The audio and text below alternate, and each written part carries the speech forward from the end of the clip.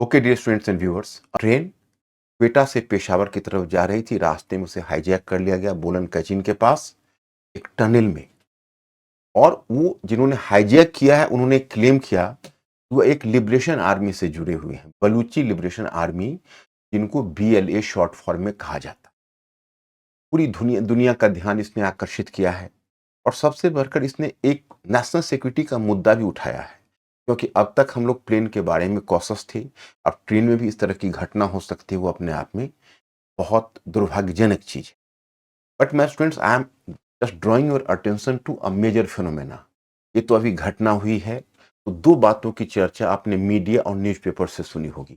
लेकिन आप जानते हो कि अगर प्रेजेंट को एक्सप्लेन करना हो तो हमको पास्ट के प्रिज्म से देखना होगा। इसलिए इस लेक्चर को हम present and the past communication series के रूप में ले जाना चाहते हैं, क्योंकि अभी जो मीडिया हाईलाइट कर रही है और जो आप देख रहे हैं उसमें मुद्दा दो ही है। एक है कि बलूचिस्तान में क्या हुआ, किस तरह के ड्रामेटिक करवटें बदली।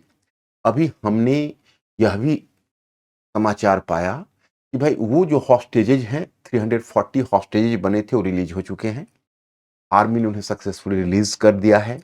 लेकिन ये पता नहीं चल पाया कि उसकी पूरे प्रोसेस क्या थे, क्योंकि जो पाकिस्तान की मीडिया ने ना तो इस पर काफी अच्छे ढंग से प्रकाश डाला है और ना पाकिस्तान के हुक्मरान ने, यानी उसके ब्यूरोक्रेट्स ने इस बात को पूरी टोटलिटी में रिलीज किया है। लेकिन हाँ, संभवतः उन्हें सफलता मिल गई है और वह लगभग 30 टेररिस्ट जो आउटफिट्स के लोग थे उसको गन डाउन करने में सफल रहे, इस प्रकार का क्लेम वो कर रहे हैं। अब मैं आपको एक मुद्दे की तरफ ध्यान आकर्षित करना चाहूंगा कि मीडिया, आज की मीडिया आपको दो बातों की तरफ इशारा करेगी। पूरे आप न्यूज़पेपर में देखेंगे तो दो मुद्दे आपके सामने उभर, एक मुद्दा उभर कर आएगा जो मैं आपको बलूचिस्तान में दिखाना चाहूंगा कि this is the this one. जैसे ये आपका बलूचिस्तान प्रोविंस है, तो ये मुद्दा दिखाया जाएगा कि भाई देखिए, ये बलूचिस्तान आज के पाकिस्तान का एक डेवलपमेंट नर्व सेंटर बन गया। क्योंकि आपने सीपेक का नाम सुना है, चाइना पाकिस्तान इकोनॉमिक कॉरिडोर, जो चाइना वहां बना रहा है। आपने एक फेमस ग्वादर पोर्ट का नाम सुना है जो बलूचिस्तान में अवस्थित है। तो जो पाकिस्तान में चाइना की इन्वेस्टमेंट है वो सबसे मेजर इन्वेस्टमेंट है। अब समझ सकते हैं कि चाइना का इन्वेस्टमेंट पाकिस्तान में सीपेक में नियरली $60 बिलियन का उसका प्लान है। और इतना बड़ा इन्वेस्टमेंट लेकर वो आया है, उसका नर्व सेंटर बलूचिस्तान है।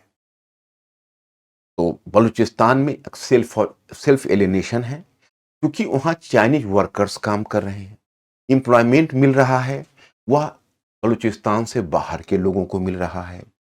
वहां पर पंजाबियों का वर्चस्व माना जाता है, पंजाबी ब्यूरोक्रेट से बलूची परेशान हैं। और सबसे बढ़कर एक बहुत बड़ा म्यूचुअल डिस्ट्रस्ट है बलूचिस्तान और पाकिस्तान के बीच। उसकी बड़ी लंबी कहानी है जो मैं पीछे की तरफ मोड़ना चाहूंगा।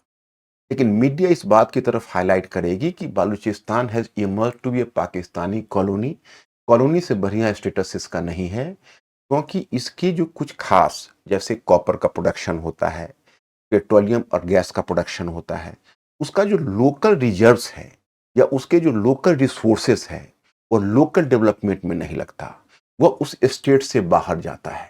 उस स्टेट में डेवलपमेंट वर्क नहीं होता, बल्कि जो भी ऑपरेशन होता है, इकोनॉमिक ऑपरेशन होता है, उसका फायदा दूसरे प्रोविंसेस को मिलता है, विशेषकर पंजाब को मिलता है। और एम्प्लॉयमेंट भी बाहर के लोगों को मिलता है, वहां के लोकल लोगों को एम्प्लॉयमेंट नहीं मिलता। अब चूंकि पाकिस्तान का एक ग्रेटर क्लेम है, ग्रेटर एक स्टेक है, अब बलूचिस्तान में एक ग्रेटर इकोनॉमिक स्टेक है। और इतना ही नहीं, बल्कि चाइना का पूरा इन्वेस्टमेंट इस बात पर डिपेंड करती है कि बलूचिस्तान में किस हद तक लॉ एंड ऑर्डर को पाकिस्तान मेंटेन कर पाता है।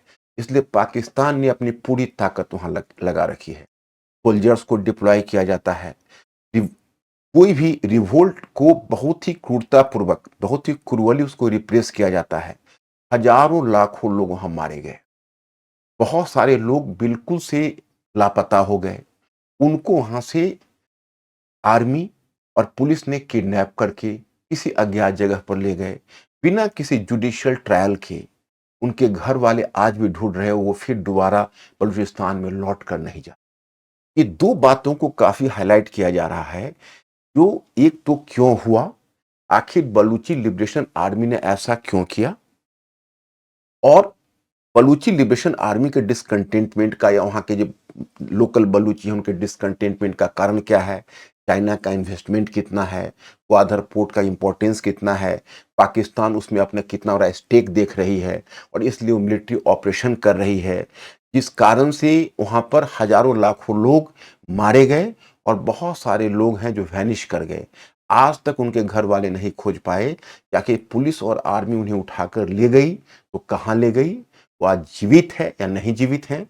और तो ये दो बातों की जानकारी आपको मिलेगी। एक तीसरा एंगल भी आपको मिलेगा कि पाकिस्तान बार बार इंडिया को ब्लेम कर रहा है, इसमें इंडिया का हाथ है। और एक और भी नया एंगल अब निकल चुका है कि दोस्त दोस्त ना रहा।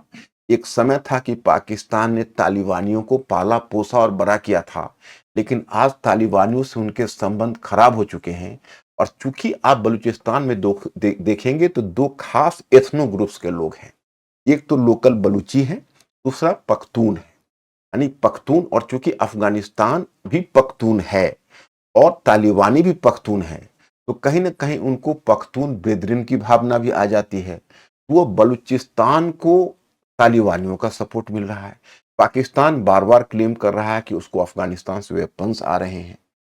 तो ये तीसरा एंगल है जो खुलता है और मीडिया यहां तक जाती है। कोई कोई मीडिया आगे बढ़कर यह भी बताती है कि जो बलूचिस्तान का विलय हुआ पाकिस्तान में, वो मार्च 1948 में हुआ। और जो कलात का खानात था, खानेत यानी उसको खान बोलते हैं, तो कलात के खान जो ट्राइबल मुखिया था और जिसका बलूचिस्तान के एक बहुत बड़े रीजन पर क्लेम था, उसने इंस्ट्रूमेंट ऑफ एक्सेशन पर पाकिस्तान के साथ साइन किया था। उसको जबरन साइन करवाया गया था। स्वयं उसके जो अदर फ्यूडरेटिव्स थे, अदर सामंत थे, उसको पाकिस्तान की सरकार ने मिला लिया था। जबकि पाकिस्तान की सरकार ने पहले उसे ऑटोनॉमी की बात की थी, लेकिन बाद में उसने उसे एक तरह से जबरन इंस्ट्रूमेंट ऑफ एक्सेशन पर सिग्नेचर करवाया और बलूचिस्तान को पाकिस्तान का हिस्सा बना लिया, जिसको कभी भी बलूचिस्तान के लोगों ने स्वीकार नहीं किया। और पाकिस्तानियों के प्रति उनमें एक सेंस ऑफ अदरनेस रहा।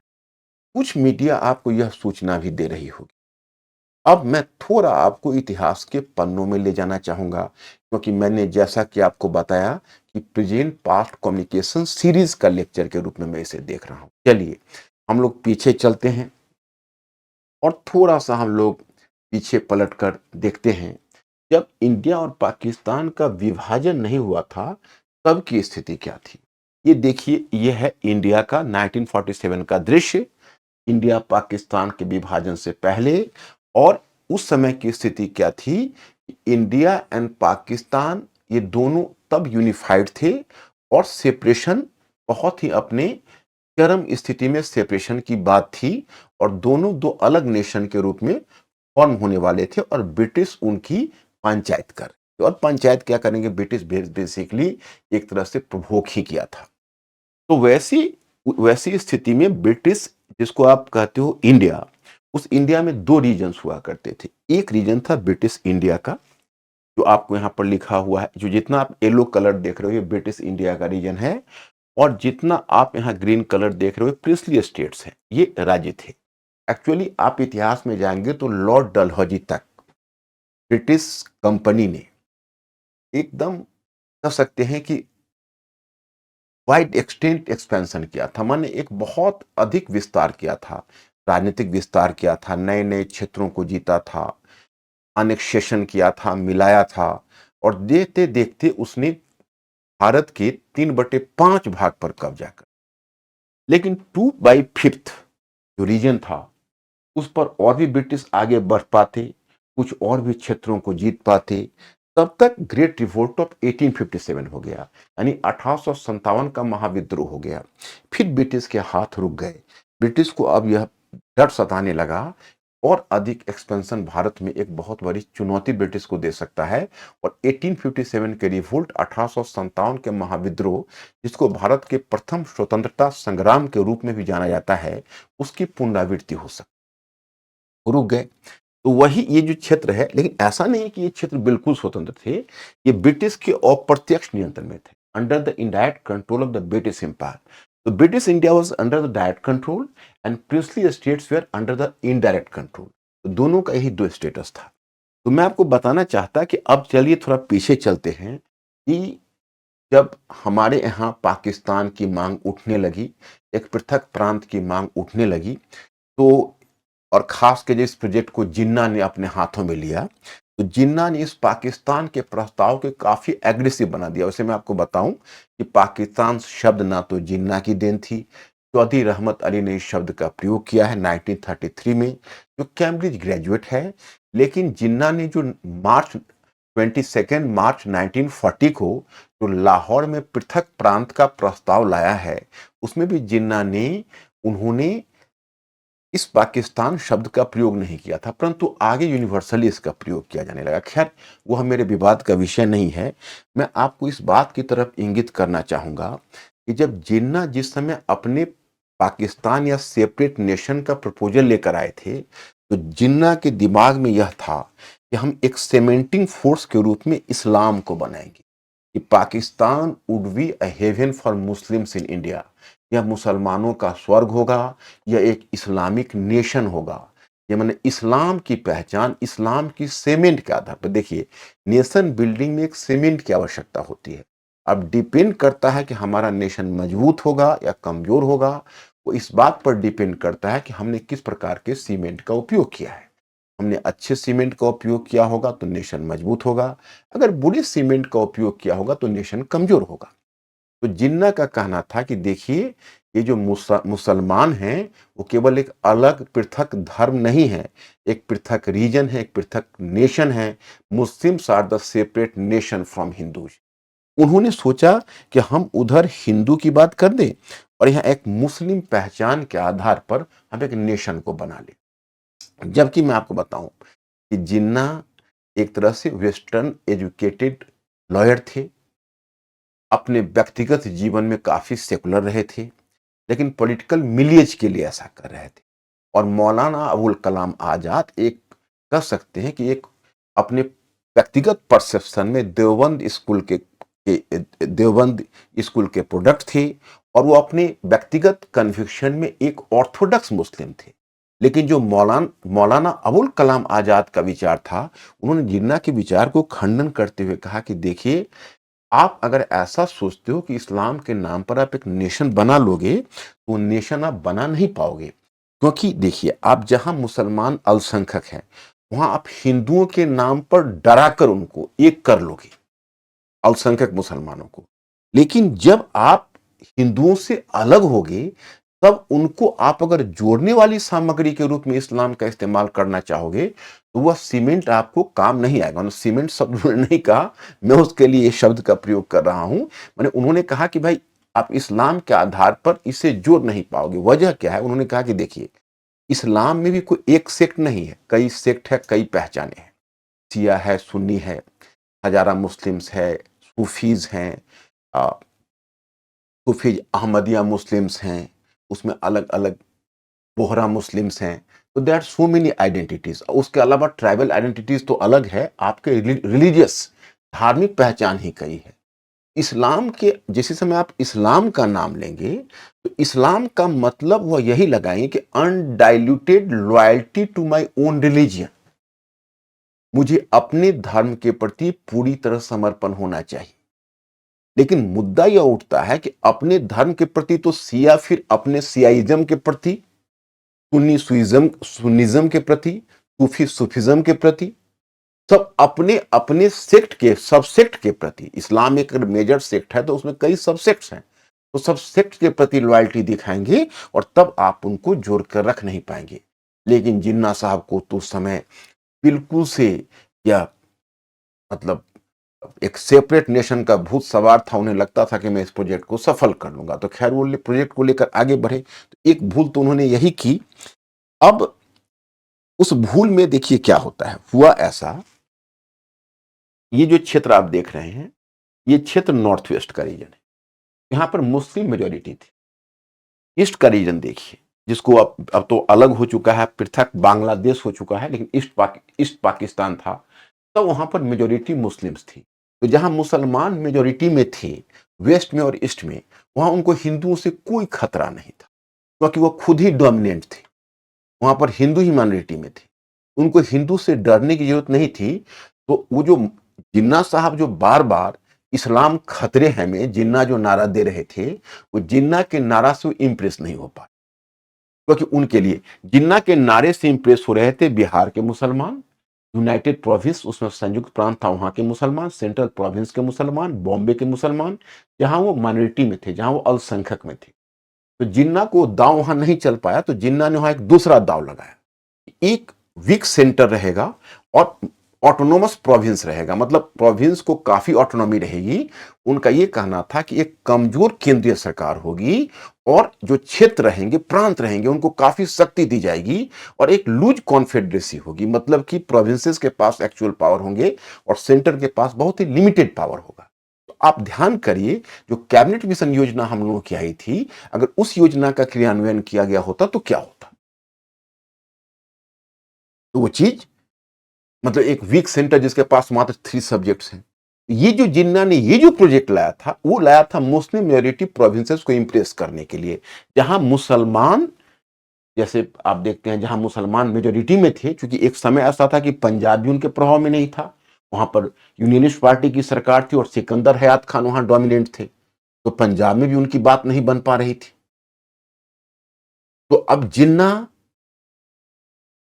क्या करते, तो जिन्ना उनको इंप्रेस करने के लिए कह रहे थे कि देखिए हम जो, मतलब उनका ये इशारा था कि हम जो भावी पाकिस्तान बनाएंगे, उसमें सेंटर एक बस लूज कॉन्फेडरेशन होगा और एक्चुअल पावर कॉन्फेडरेसी में होगा। इतना ही नहीं, 22 मार्च 1940 को जब उन्होंने जब पृथक प्रांत का प्रपोजल लाया था, सेपरेट मुस्लिम स्टेट का या स्टेट्स का, उस समय भी उन्होंने यही हिंट किया था कि एक लूज कॉन्फेडरेशन बनेगा पाकिस्तान और प्रोविंस को ऑटोनॉमी रहेगी, उसको स्वायत्ता रहेगी, प्रांतों को स्वायत्ता रहेगी। लेकिन जिसी समय पाकिस्तान का सृजन हुआ, मैं स्टूडेंट्स एंड व्यूअर्स, जिन्ना साहब पलट गए। और मैं आपको एक बात बताऊं कि विभाजन में एक बहुत बड़ा मुद्दा था वीक वर्सेस स्ट्रॉन्ग सेंटर, क्योंकि आप याद करिए कैबिनेट मिशन योजना को ये प्रति जो वल्लभ भाई पटेल और पंडित जवाहरलाल नेहरू का नजरिया सही नहीं रहा, कि कुछ आलोचक यहां तक कहते हैं, आयशा जलाल जैसे आलोचक ने, कि जिन्ना ने एक तरह से ये नेहरू और पटेल थे जिन्होंने कैबिनेट मिशन योजना को बुलडोज कर दिया, ध्वस्त कर दिया, क्योंकि वह नहीं चाहते थे कि केंद्रीय सरकार कमजोर हो। तो जिन्ना उस समय एक कमजोर केंद्रीय सरकार और स्ट्रांग प्रांतीय सरकार के इतने बड़े पैरोकार थे कि बहुत प्रांतों को उम्मीद थी कि हमारा भावी पाकिस्तान होगा, उसमें ऑटोनोमस प्रोविंस हो। लेकिन जो पाकिस्तान बना, उस समय जिन्ना पलट गए, 2 बातों में पलट गए। एक, उन्होंने एक यूनिटरी गवर्नमेंट की रूपरेखा रखी कि एक मजबूत सेंट्रल गवर्नमेंट हो। उसी समय प्रांतों को लगा कि भाई हमारे साथ तो सरासर धोखा हुआ। दूसरा, उन्होंने जब इस्लाम के नाम पर, तो एक कहावत आपने सुनी होगी कि भाई जो रोपे पेड़ बबूल का तो आम कहां से खाए।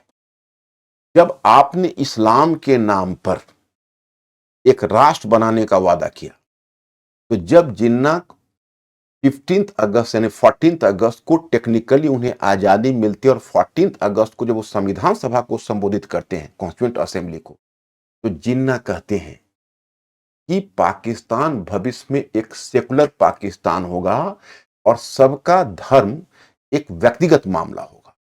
आज आप यह बात कह रहे हैं, लेकिन आपने तो लोगों को जोड़ा है धर्म के नाम पर। यह तो उसी तरह की बात हुई कि चलो मैं अंतिम बकरा काट कर खा लेता हूं, उसके बाद वेजिटेरियन बन जाऊंगा। लेकिन एक बार अगर आपको नॉनवेज की लत लग गई तो छूटती नहीं। तो भले ही जिन्ना चाह रहे थे कि अब हम पाकिस्तान के लोगों को सेकुलर बना दें, लेकिन अब वो सेकुलर कैसे होते, क्योंकि बहुत लोगों को उन्होंने रिलीजन के नाम पर जोड़ रखा था। एक तरफ से इस्लामिक फंडामेंटलिज्म तो पाकिस्तान में एक तरफ आना था, वो तो एक मुद्दा था। दूसरा मुद्दा यह था कि जिन्ना ने जो इस्लाम के नाम पर जोड़ने की कोशिश की थी, उसमें पूरी पाकिस्तान में को 2 कारणों से जोड़ना संभव नहीं था। एक, इस्लाम कोई यूनिफ़ॉर्म रिलिजन नहीं था, ना तो हिंदुइज़्म में यूनिफ़ॉर्मिटी है, ना इस्लाम में। इस्लाम में भी एक तरह से उसका आप कह सकते हैं, उसका डाइवर्सिफाइड नेचर है। अलग-अलग सेक्ट हैं, अलग-अलग पहचान है, अलग रीजनल पहचान है, अलग ट्राइबल पहचान है, एक प्रकार का एथनो नेशनलिज्म भी है। तो आप इस्लामिक नेशनलिज्म के आधार पर एक नेशन बना लेंगे, वो बहुत मुश्किल होगा। और फिर जिन्ना तो खैर बहुत समय तक जीवित नहीं रहे, आपको पता ही होगा कि 2 वर्ष के अंदर उनका डेथ हो गया। तो उनके डेथ के बाद जो पाकिस्तान का प्रोजेक्ट बना, वो इस तरह का था कि पंजाबी प्लस सुन्नी प्लस उर्दू, मतलब वह एक ऐसा यूनिफॉर्म स्ट्रक्चर बनाने की कोशिश की गई जिसमें पंजाबी की बढ़त हो, सुन्नी की बढ़त हो और उर्दू की बढ़त हो। तो जाहिर है कि अब इसमें बहुत सारे प्रोविंस एलिनेटेड फील करने लगे। शुरू में तो सिंध भी एलिनेटेड फील करने लगे। बंगाली ने तो इतना एलिनेटेड फील किया कि आखिर बंगाल स्वतंत्र ही हो गया। अब जानते हैं बंगाल स्वतंत्र ही हो गया। और इधर जो पख्तून थे वो बिल्कुल से पाकिस्तान के साथ के प्रोजेक्ट में अपने आप को नहीं मान रहे थे। वहाँ ट्राइबल पहचान थी, वहाँ जनजातीय पहचान थी, वहाँ धर्म का ज़्यादा पहचान नहीं थी। अब आप बलूचिस्तान में आइए तो बलूचिस्तान का मुद्दा और भी अलग था। अब देखिए ये खैबर पख्तूनवाला के बगल में है और ये जगह आप बलूचिस्तान देख रहे हैं, ओरिजिनली ब्रिटिश इंडिया का यही रीजन हुआ करता था। और यह रीजन जो था, ये बलूचिस्तान का, ये प्रिंसली स्टेट का था। और यहाँ पर कलात का जो खान था उसका शासन था। और कलात का खान सबसे मुख्य ट्राइबल चीफ था। लेकिन कलात के खान के अधीन और भी बहुत सारे छोटे छोटे ट्राइबल ग्रुप्स थे जो काम कर रहे, जो फ्यूडेटरीज के रूप में काम कर रहे। तो अब क्या है कि जब भारत को आजादी जिस समय मिली, अब पहला देखिए, पहले बलूचिस्तान का पहला कंप्लेन देखिए। बलूचिस्तान का पहला कंप्लेन यह था, जो जैसे कलात का जो खान था उसका ये कहना था कि हम इंडिया के, देखिए अब इंडिया के पार्ट से ही पाकिस्तान निकला है। उसका ये कहना था कि हम इंडिया के पार्ट रहे ही नहीं, हम अलग थे। ब्रिटिश ने हमें जबरन, British before the departure from India and Pakistan, British just try to drag us forcefully into this union. British ने जबरन हमें इस पूरे में घसीट लिया, हम कभी भी इंडिया के पार्ट नहीं रहे। तो ये कहना था कलात का जो खान है उसका। तो ये 47 में जब आजादी मिली तो उसने मना कर दिया कि भाई हम तो विलय नहीं करेंगे, हम तो वैसे भी नहीं थे, पता नहीं क्यों हम पर दबाव दिया जा रहा है। बात चलती रही, उस समय तक कुछ नहीं हुआ। मार्च 1948 में जाके पाकिस्तान ने कुछ उसमें कॉन्स्पिरेसी की और इस खान, कलात के खान के अधीन जो छोटे छोटे उनके सामंत थे, अलग अलग क्षेत्र में शासन करते थे, इसमें एक मकरान में था, कुछ और भी छोटे छोटे रीजन थे जहां उनका शासन था, उसको अपने पक्ष में मिला लिया। और उसको पक्ष में मिला लेके कलात के खान के ऊपर प्रेशर डाला कि अगर आप पाकिस्तान के साथ विलय नहीं करेंगे तो हम लोग स्वतंत्र हो जाएंगे और हम लोग स्वतंत्र रूप में मिल जाएंगे। तो अब कलात के खान पर दबाव डाला तो अंत में उसने इंस्ट्रूमेंट ऑफ एक्सेशन पर हस्ताक्षर, इंस्ट्रूमेंट ऑफ एक्सेशन पर जब वो हस्ताक्षर कर दिया, उसका विलय हो गया। लेकिन बलूचियों ने कभी भी अपने आप को पाकिस्तान का नहीं, और उनका यही मानना था कि हमको जबरन घसीटा। तो बार बार जो बलूची थे वो अपने एथनो नेशनलिज्म से जुड़े हुए थे, वो इस्लाम से इंप्रेस्ड भी नहीं थे। इतना तक कि जो जिन्ना ने जो लाहौर प्रस्ताव लाए थे मार्च 1940 में, उसमें कोई बलूची रिप्रेजेंटेटिव नहीं गया था। तो अब आप ही बताइए कि बलूचियों को कैसा महसूस हो रहा होगा। उनको महसूस हुआ कि जबरन हमको घसीट लिया गया। उधर पख्तून भी एलियनेटेड फील कर रहे थे। एक समय था कि सिंधी भी कर रहे थे, लेकिन बाद में जब जुल्फिकार अली भुट्टो का जब उद्भव हुआ, तो जुल्फिकार अली भुट्टो ने सिंध को मेन स्ट्रीम में खींच लिया। तो इसके बाद सिंध का मामला शांत हो गया और सिंधी भी अपने आप को पंजाबी कॉज के साथ, उर्दू कॉज के साथ जोड़ दिया। लेकिन जो बाकी पख्तून थे, बलूची थे, वो तो कभी अपने आप को नहीं, और खासकर जो बलूची थे वो तो अपने आप को बहुत एक तरह से बलात् फील कर रहे थे कि हमको जबरन घसीट के लाया गया है। अरे पख्तून में तो ये भी था कि कम से कम जिन्ना ने जन्म संग्रह करवाया, बादशाह खान को पसंद नहीं था, लेकिन बाकी लोगों में वो कहीं न कहीं अपने इस्लाम का प्रभाव ले आया था। लेकिन बलूची तो बिल्कुल ही बलूची लोग उनके साथ जुड़ने के लिए तैयार नहीं थे। तो जिन्ना का जो पाकिस्तान का प्रोजेक्ट था वही फॉल्टी था, क्योंकि बहुत सारे एथनो ग्रुप्स में नहीं ज्वाइन करना चाहते थे और जिस इस्लाम के आधार पर वो जोड़ना चाहते थे उसे जुड़ नहीं पा रहे थे।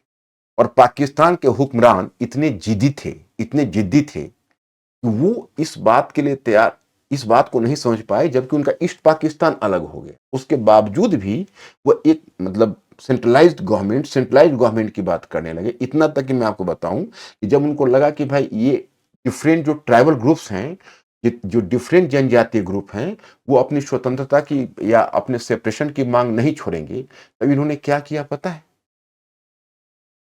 तब इन्होंने एक तरीके से इस्लाम को फैलाने का प्रयास। सबसे पहले इस्लाम के प्रोजेक्ट को 1970s में जुल्फिकार अली सॉरी अ, जुल्फ अ, अ, हाँ, जुल्फिकार अली भुट्टो ने पाकिस्तान के प्रोजेक्ट को प्रोत्साहन दिया। जब जुल्फिकार अली भुट्टो हटाए गए, उनको मृत्युदंड मिला और 77 में आ गए जनरल जियाउल हक। तो जनरल जियाउल हक ने 1986 में पाकिस्तान को एक इस्लामिक स्टेट घोषित कर दिया, ताकि इस्लाम की पहचान पर हम बाकी पहचान को दबा सके। 1977 की एक वाकया बताता हूं कि कुछ बलूची जेल में कैद थे, तो वहां पर जुल्फिकार अली भुट्टो वहां पर जनरल जियाउल हक पहुंचे और जनरल जियाउल हक ने उस जेल में दो बलूची कैदियों से पूछा, कहा कि देखिए, आप लोग अपने बलूची और पख्तून पहचान को छोड़ दीजिए, क्योंकि आपकी एक ही पहचान है, वो पहचान है पाकिस्तानी मुसलमान। आप मुसलमान हो। तो उसने बिल्कुल स्पष्ट शब्दों में उत्तर दिया कि देखिए, मुझे पाकिस्तानी और मुस्लिम पहचान समझ में नहीं आती। मुझे एक ही पहचान समझ में आती है कि मैं बलूची हूं या पख्तून। अब यह जब सेंस ऑफ एलिनेशन उनके बीच है, तो आप जबरन उसे जोड़िए कैसे रहो। अब एक चीज होती, अगर पाकिस्तान वहां डेवलपमेंट वर्क करता, बलूचिस्तान के घाव को भरने की कोशिश करता, नेशन बिल्डिंग की कोशिश करता, मनाने और राजी करने की कोशिश करता, तो अब बदले में उसने क्या किया? बल प्रयोग शुरू कर दिया। और विशेषकर जब चाइना का देखिए प्रोजेक्ट यही इसी क्षेत्र से आना था, क्योंकि आप देख रहे हो यही ये जो जगह आप देख रहे हो काराकोरम हाईवे, ये पीओके से लेकर चाइना को दिया था पाकिस्तान ने। और यहीं से एक रास्ता, ये जो इसीलिए इंडिया ने बहिष्कार भी किया था चाइना के BRI को, यानी बेल्ट एंड रोड इनिशिएटिव को, क्योंकि बेल्ट एंड रोड इनिशिएटिव जो है वो बिल्कुल से हमारा पीओके के रीजन से निकलता है। तो इसलिए सीपेक को इसी कारण से इंडिया ने उसको कभी मान्यता नहीं दी। और ये इस तरह से वो प्रोजेक्ट को निकाल रहे हैं। यहाँ पर ग्वादर बंदरगाह बना रहे हैं। यहाँ इंडिया ईरान में चाबहार पोर्ट को बिल्ड कर रहा। तो ये जो आप कर रहे हैं, इसमें इतना बड़ा जो इन्वेस्टमेंट चाइना का हुआ, उसके बाद अब पाकिस्तान की सरकार का इकोनॉमिक स्टेक और भी बलूचिस्तान में बढ़ गया। तो पहले जो बलूचिस्तान को कस रहे थे, उससे ज्यादा कसने लगे। तो आप रिसेंट में आ गए, हजारों लोगों को मरवा डालना, हजारों को लापता कर देना, विदाउट जुडिशियल ट्रायल, जेल में बंद हैं, बहुतों का पता नहीं चला, बहुत डेड बॉडी इधर उधर बिखरे हुए मिले। यह जो दमन शुरू हुआ, उसकी प्रतिक्रिया में ऑर्गेनाइजेशन बनी और इस तरह के कई सीक्रेट ऑर्गेनाइजेशन काम करते हैं, जिसमें एक अभी आप हाल फिलहाल देखा, BLA, बलूचिस्तान लिबरेशन आर्मी।